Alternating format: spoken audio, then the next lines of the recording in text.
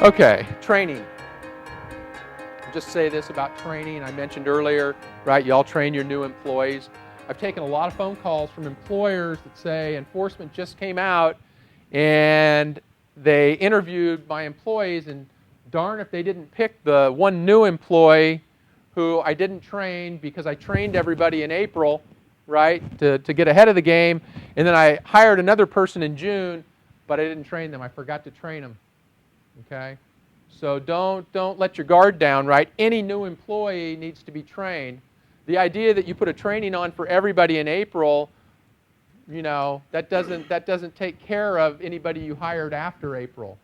All right? So think about that one. Those folks still need to be trained, okay? So don't get caught with your guard down, okay? All right. Ensure all employees and supervisors are trained before beginning work that should reasonably be anticipated to result in heat illness. So all this is saying is before they start working, right?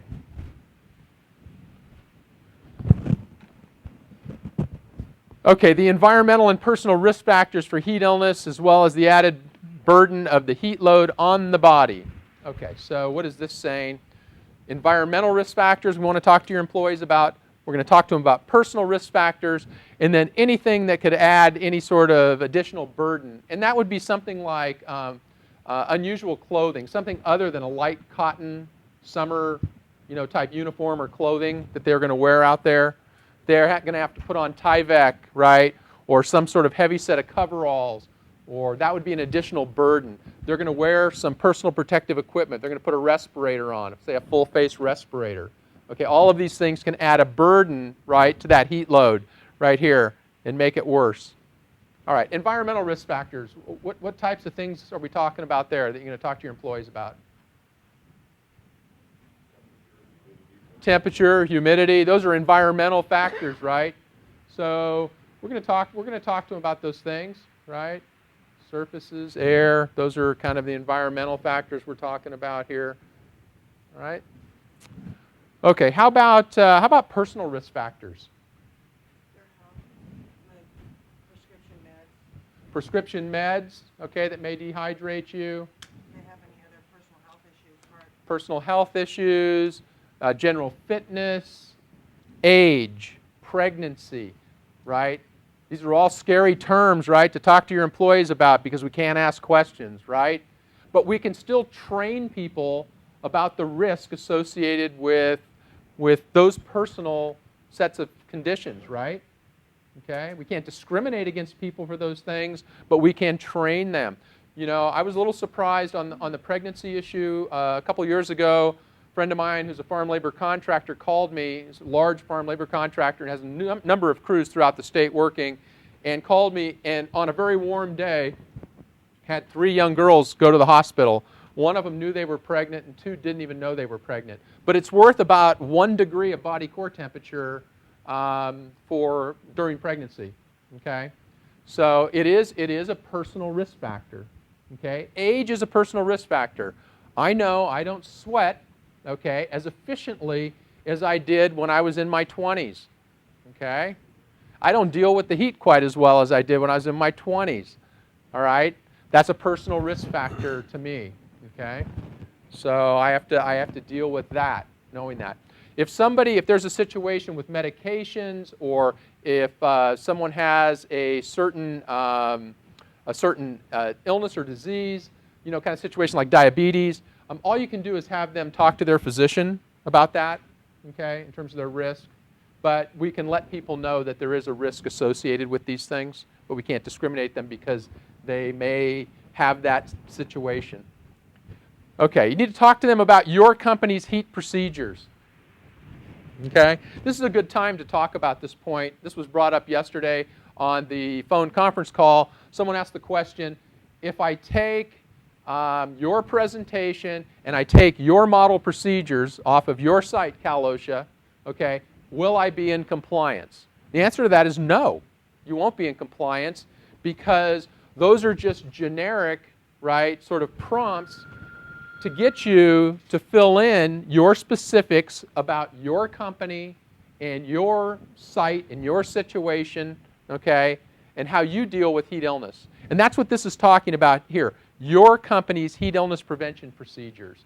So just because you have sort of a generic program on the shelf doesn't mean that you're necessarily going to be in compliance. They need to be specific to how you're going to deal with heat illness. Some people replenish water, some don't. Okay? Some move from day to day, right? Like farm labor contractors working in a different location day to day. Some people are at a fixed location, the same place all the time. Okay? So all of those things are going to bring differences and nuances in how you set up your heat illness prevention procedures. Okay? But you need to go over those with your employee, because if Cal OSHA enforcement comes out, they're going to ask you for your written procedures. They're going to look at what they say. Then they're going to go interview your employees. Okay? And how they're going to determine the effectiveness of your program is if the employees know specifically what are your procedures.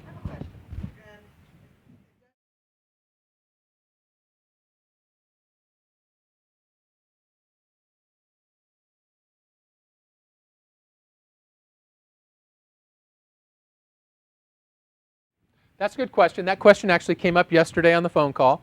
And Bill Crecia, the person who's the coordinator for enforcement, responded to that question. And I would respond the same way.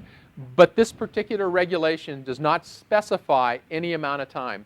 So what they would do is they are going to look at the sort of totality of the situation and what the exposure is. Earlier this year, I was asked the question, a car dealership and salespeople going outside. It's the same situation. They were saying that Cal OSHA enforcement had come in and asked them for their heat illness prevention procedures.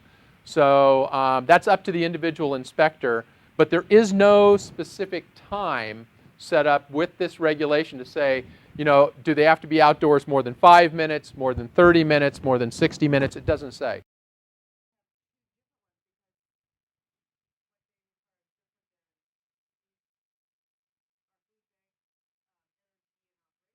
It would be specific to that location. The only issues there really, because you have water, you've got indoor, you've got cooling indoors, you've got, you know, it's just a matter of training on the symptoms, right?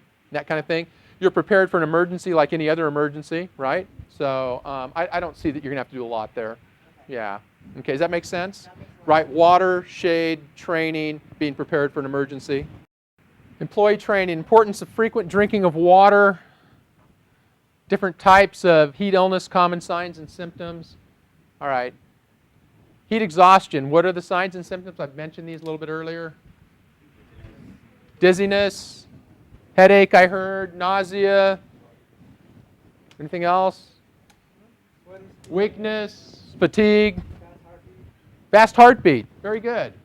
Rapid heartbeat, right? Remember I said earlier that blood, right? The blood is actually the one that's transporting the heat from the core of our body to the surface. And if you start to heat up, right, your heart rate's going to stay up.